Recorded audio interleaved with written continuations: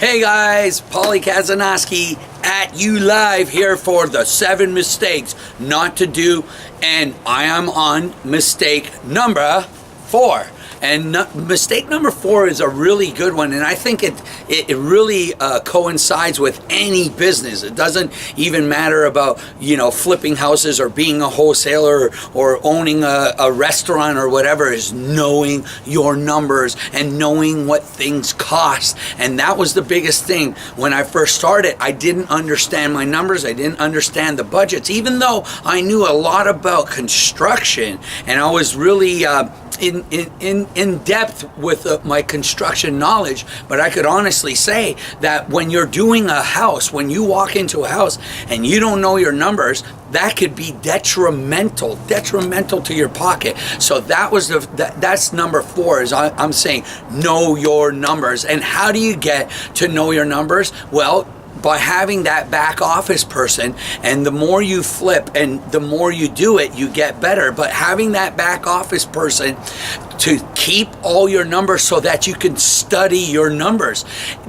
Success leaves clues, it leaves plans, it leaves blueprints. So the more you do it, you have to study your numbers. You have to understand where to buy your materials and things like that. So when you know your numbers, the next time you walk into a house, you will understand your numbers a lot better, and your budgets will get closer and closer to where you are dead on. Now, I could honestly say when I do a project now, I hardly ever go over budget. But in the early days, I was going over budget because I was trying to make a non-deal a deal by saying, well, maybe I'll save that, or I can shop here and I'll shop here and I'll save this. But the problem is when you try to save in a house, when the new buyer comes through that house, they're going to look at it and go, oh, this is a botched job. It doesn't look good. Here's another house flipper cutting corners and things like that. So that is actually going to hold you back from growing, hold you back from obviously selling the property,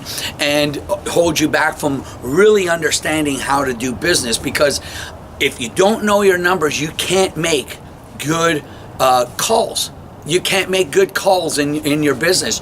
If you don't understand what your bottom line is, what your overhead is, and you're not keeping good numbers, you won't be able to make those good sound choices for your business. And that speaks truth for even just small overhead in an office.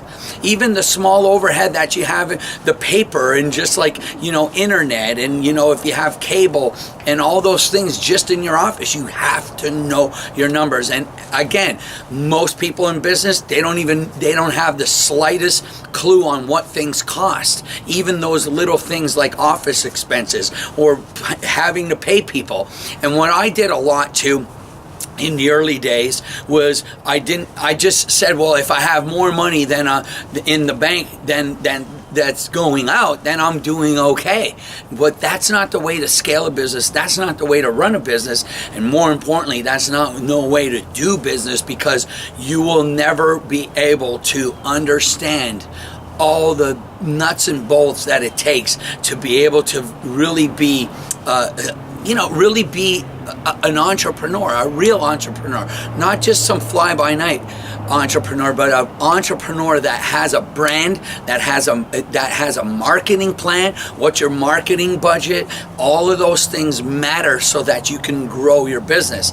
And I could honestly say, to loop it back around, is now when I look at my numbers and everything, I have those blueprints because I've studied the numbers. I know the numbers. Now I'm on top of the numbers. And guess what? I'm not really a numbers guy. And there's a lot of people that's going to hear this video and they're going to say, well, I'm not a numbers guy. I'll just hire someone to do that. You have to make yourself be a numbers guy and understand what's going on. And frugality is so key. And you cannot be frugal unless you know your numbers. You have to know where to save and what to spend on. And part of that is studying that blueprint. And like I said, success leaves clues. So when you're looking at those clues, it's going to help you make better and sound decisions in your business. Knowing your numbers, I can't stress how important that is for the overall morale in your business and for you in your own mind, because if you don't know that, it will send you into a tailspin, if you will. So anyway, that's number 4. I'm going to see you on mistake number 5 coming soon.